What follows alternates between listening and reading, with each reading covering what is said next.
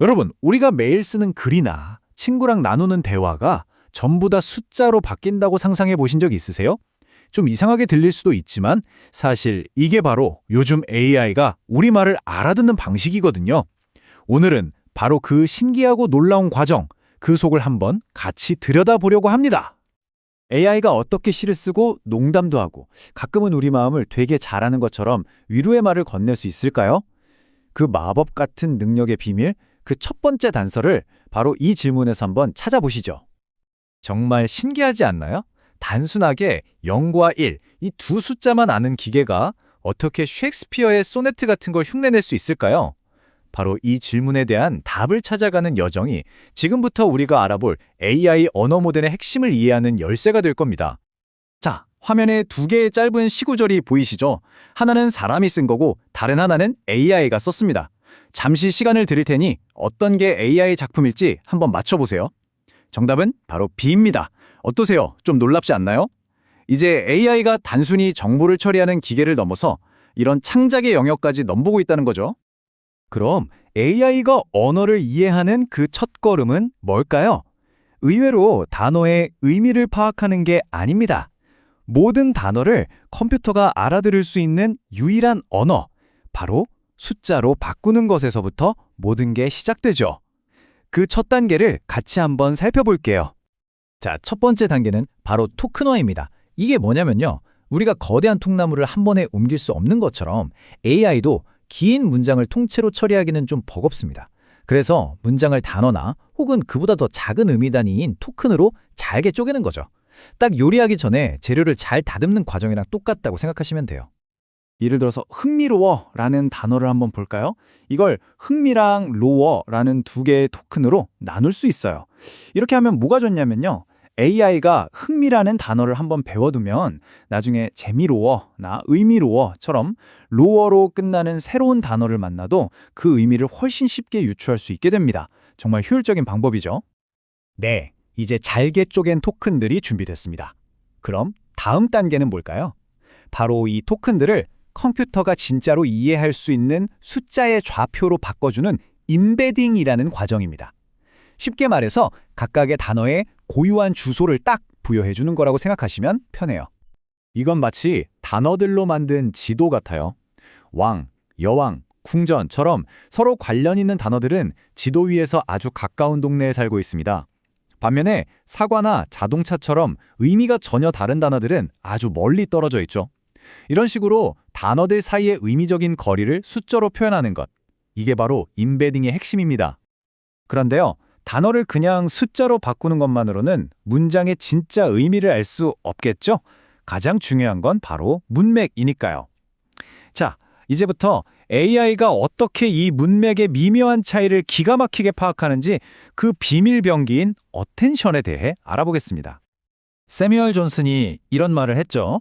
진정한 기억의 기술은 곧 주의 집중의 기술이다. 이건 AI에게도 똑같이 적용되는 말입니다. 문장 속에 있는 수많은 단어들 중에서 지금 이 순간 어떤 단어에 주의를 집중해야 하는지를 아는 것. 이게 바로 문맥을 이해하는 가장 중요한 능력입니다. 이 문장 한번 보세요. 닭은 피곤했기 때문에 길을 건너지 않았다. 이 문장에서 대명사 그것이 피곤했다 라고 말을 이으려면 그것이 당연히 닭을 가리킨다는 걸 알아야 하잖아요.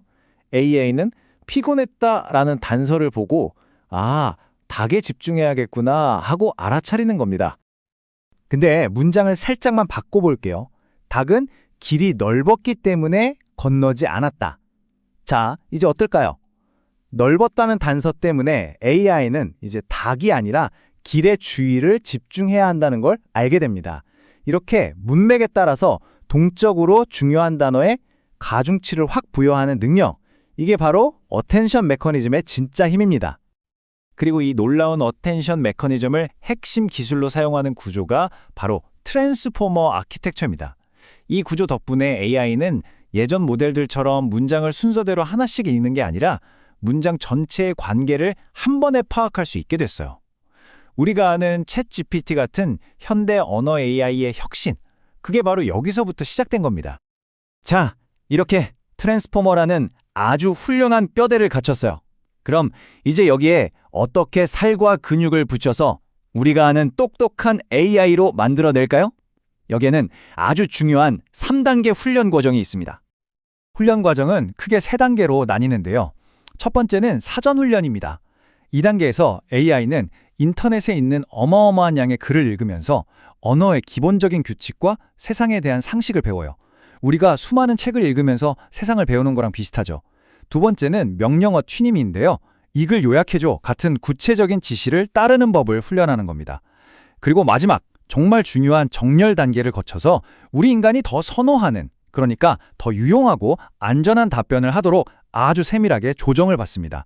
이 모든 과정을 거쳐야 비로소 AI가 단순한 텍스트 생성기에서 우리에게 진짜 도움이 되는 조수로 거듭나게 되는 거죠.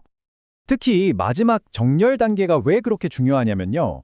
AI가 배우는 데이터에는 우리 사회의 좋은 모습뿐만 아니라 편견 같은 것도 그대로 담겨 있을 수 있기 때문이에요. 예를 들어서 데이터 속에서 의사는 주로 남성과 간호사는 주로 여성과 연결된다면 AI는 이 패턴을 그대로 학습해서 나중에 특정 직업에 대한 기회를 불공정하게 추천하는 이런 할당적 피해를 일으킬 수도 있습니다. 정렬은 바로 이런 의도치 않은 나쁜 결과를 최소화하고 AI가 더 공정하고 유용하게 작동하도록 만드는 아주 중요한 과정입니다. 지금까지 우리는 AI가 어떻게 단어를 숫자로 바꾸고 문맥을 이해하고 또 인간의 지시에 따라서 똑똑하게 학습하는지 그 전체 여정을 함께 따라와 봤습니다.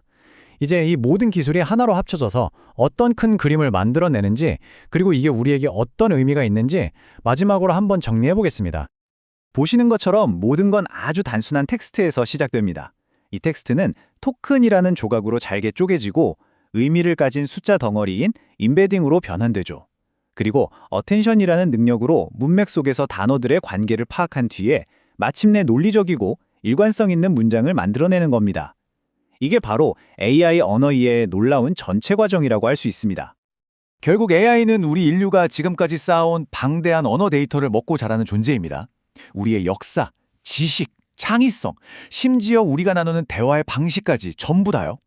그렇다면 AI라는 이 거대한 거울을 통해 우리 자신을 들여다볼 때 우리는 과연 무엇을 발견하게 될까요? 그리고 앞으로 어떤 모습의 우리를 비추도록 이 거울을 잘 갖고 나가야 할까요? 이 질문을 여러분께 남겨드리면서 오늘 설명을 마치겠습니다.